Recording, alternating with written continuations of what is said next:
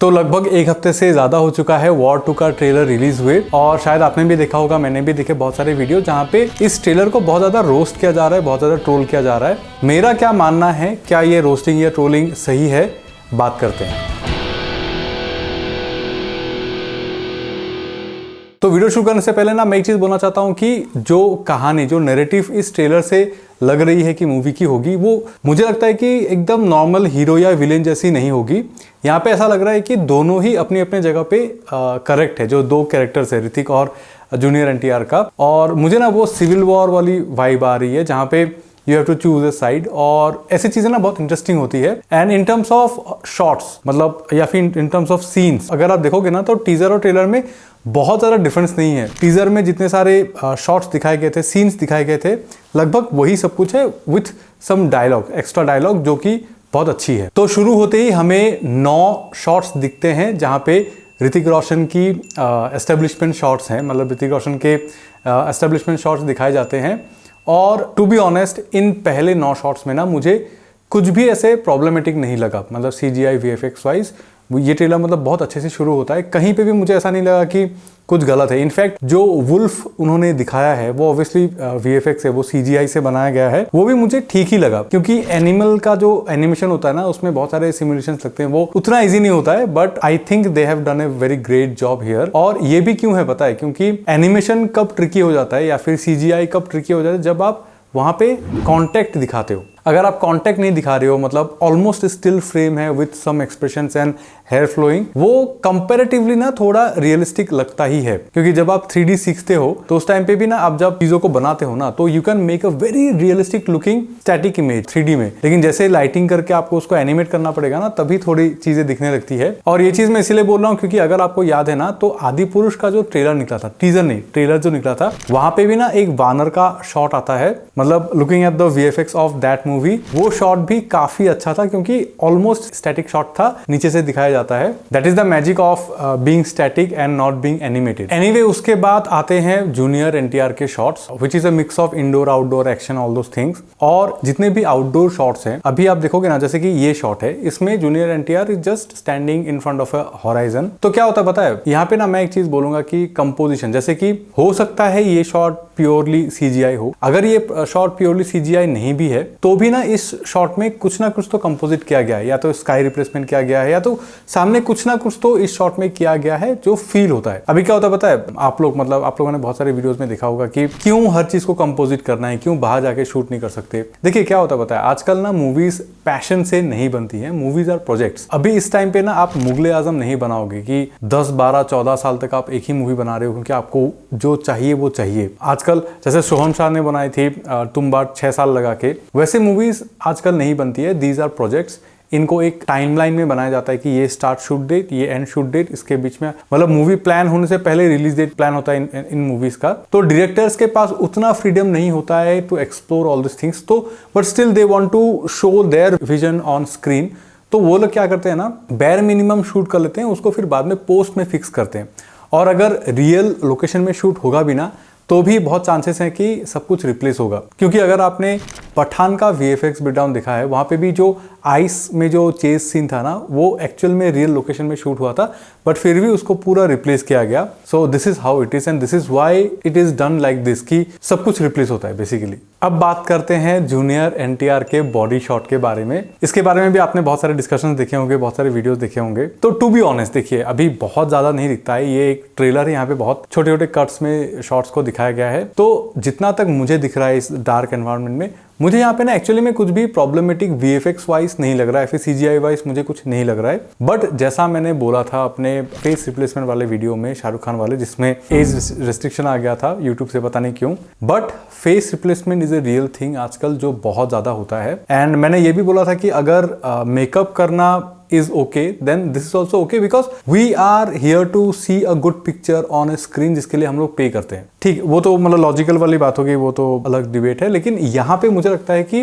ये जूनियर एनटीआर का ना रियल बॉडी ही है, उन पे फेस या बॉडी रिप्लेसमेंट नहीं हुआ है, ऐसा मुझे लगता है। क्यों? क्योंकि देखिए अगर आप इस बॉडी को देखोगे ना, ये ना बहुत एक नॉर्मल और जेनरिक सी बॉडी है। ये बॉडी आप अचीव कर सकते हो, मतलब 2000 कोविड से पहले, कोविड 2018, 19, 20 में शायद मेरी बॉडी भी ऐसी ही हो गई थी।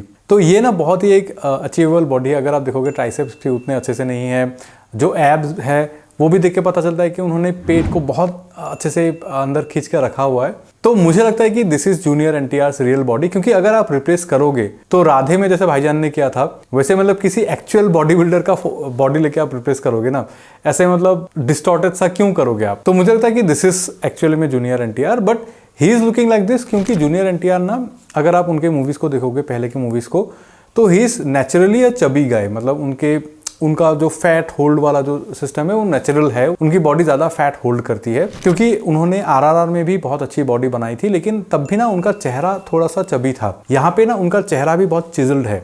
तो मुझे ऐसा लगता है कि उनको जब बोला गया कि आपको ऋतिक रोशन के साथ आना है, तो वो थोड़े ओवर ड्राइव में चले गए अपने ट्रेनर के साथ और खाना पीना बंद कर दिया होगा, तो वो ना सूख गए। और जब कोई चबी बंदा सूखता है ना, तो ये अननेचुरल सी वाइब आती है, उनका फेस जो है वो थोड़ा बड़ा दिखने लगता है उनके बॉडी से। This is a true phenomenon. क्यों होता है नहीं पता, लेकिन होता है। And may be because of that ना ये शॉट इस तरह का लग रहा है, ऐसा मुझे लगता है। But VFX and CGI was, मुझे तो ये शॉट बिल्कुल सही लगा, ठीक ही लगा। और इस ट्रेलर में ऑब्वियसली एनटीआर के कुछ और शॉट्स भी हैं। जो YFX है, जो YRF अपने स्पाई यूनिवर्स के साथ कर रहा है, तो I think they have a set colour palette. तो उनका एक टील का लुक है, तो उनके कुछ कुछ शॉट्स में वो टील लुक आ जाता है, जैसे कि ये रात वाले शॉट्स। और उनका एक ऑरेंज लुक है जो भी किसी किसी शॉट में आ जाता है, जो सेपिया बोलते हैं ना, हमने टाइगर 3 में देखा था, पठान में देखा था, इस मूवी में भी सेम है, सेम कलर पैलेट है। आई थिंक वो लोग उस यूनिवर्स का पार्ट दिखाने के लिए ऐसा एक कलर पैलेट वो लोग यूज कर रहे हैं। बट यहाँ पे कुछ ऐसे एक्शन शॉट्स है, जैसे कि ये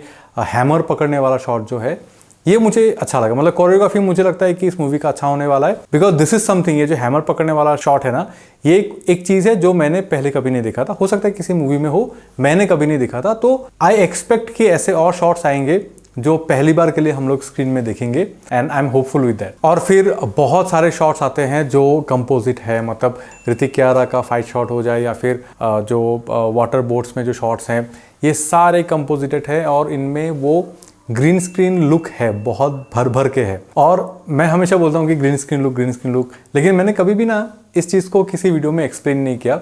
तो मैं सोच रहा था कि क्यों ऐसा लगता है। So I think this is my theory, ये हो सकता है कि गलत हो, बट ग्रीन स्क्रीन लुक क्या होता है पता है? व्हेन यू कंपोज इट, जैसे कि आपने एक एक्टर को लिया और उनको एक रियल लोकेशन में शूट किया, तो आपने अपना कैमरा सेट किया, एक्टर का चेहरा आया, उसके बाद जो पीछे उनका बैकग्राउंड रहेगा, तो कैमरे का जो फोकस होता है ना, वो आप एक्टर के चेहरे पे रखोगे, और उसके पीछे, मतलब एक्टर के पीछे बैकग्राउंड ना अपने डिस्टेंस के हिसाब से ब्लर होते जाएंगे। मतलब जो सबसे पास होगा वो ज़्यादा ब्लर होगा, जो और दूर होते होते जाएगा उनका ब्लरनेस थोड़ा सा कम होते जाएगा। सो जो नेचुरल है, हमारा दिमाग इतना वो है, we are so used to seeing 3D in our real life, कि वो जो ब्लर है वो भी हमें समझ में आ जाता है कि okay this is natural blur. लेकिन अगर आप एक कैरेक्टर को ले रहे हो, उसको ग्रीन स्क्रीन में शूट कर लिया एक्टर को लेके, and then you replace the whole background, तो क्या होता है पता है? वो जो नेचुरल ब्लर है ना, वो कहीं ना कहीं पे आप अचीव नहीं कर पाते हो। वो जो लुक है ना, इसीलिए थोड़ा सा फ्लैट लगता है। जैसे कि ये शॉट जूनियर एनटीआर का बोट के ऊपर जो ये शॉट है, अगर आप देखोगे तो इस शॉट में भी ना जो पीछे का समंदर है वो जितना ब्लर है ना,